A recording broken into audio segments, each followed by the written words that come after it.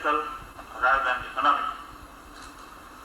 If we are to take our destiny into our own hands, there is little or no time left for vacillation and indecision. In order to move away from the decade of declarations of good intentions on economic unity to the necessary but sometimes risky realm of choice, responsibility, and action, we must now be prepared to make initial concrete commitment in terms of resources and hard political decisions.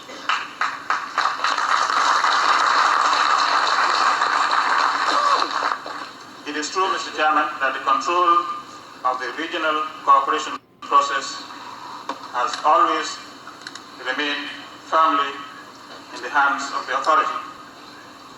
The authority must therefore establish a realistic integration process that takes into account the current realities.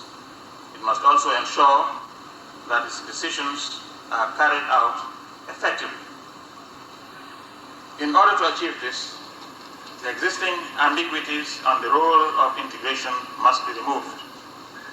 Nowhere else in the world could a call for a higher degree of collective action be more justified than in our region. But our recent preoccupations with comprehensive forms of regional cooperation seem to run parallel to the latest trend. There are strong arguments in favor of more specific and selective approaches to integration. If our community is to record real progress, there is definitely an urgent need for selectivity and streamlining of its activities. It is generally believed that the ECOWAS objectives as laid down in Article 2 of the Treaty of Lagos are too wide. Indeed, to the extent that if we are to succeed in our efforts, we ought to adopt a priority approach based on according the resource preference to certain specific areas. The community has done so in the past, and the significant improvements in the road and telecommunication links between some member states are proof of the success of this policy. We cannot achieve much and have something to show for ECOWAS if we spread ourselves too thin.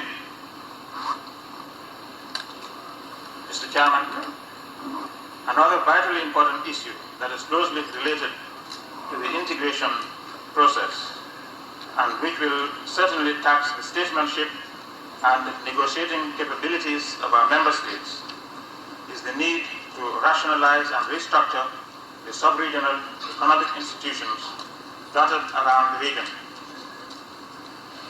Our concern for the continued usefulness and effectiveness of some of these institutions should be supported by a readiness to take firm action on proposals for the coordination, harmonization, and/or integration of their activities, including, if need be, the dissolution of some of them. The existence of such a large number of diverse organizations may be a sign of vitality and an affirmation of the need for regional integration. The problem, however, lies in the fact that some of these organizations have overlapping memberships and functions. This naturally leads to the duplication of effort and to inefficiency at a time when member states face serious problems of arrears in their contributions.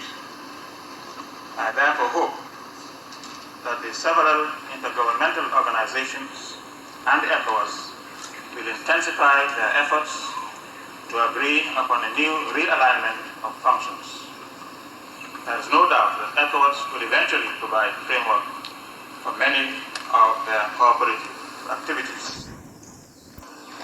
I believe the amalgamation of our physical, institutional, educational, and research facilities and a well-thought-out cooperative venture to develop and expand the productive capacity of member states would provide a more sustainable basis for integration.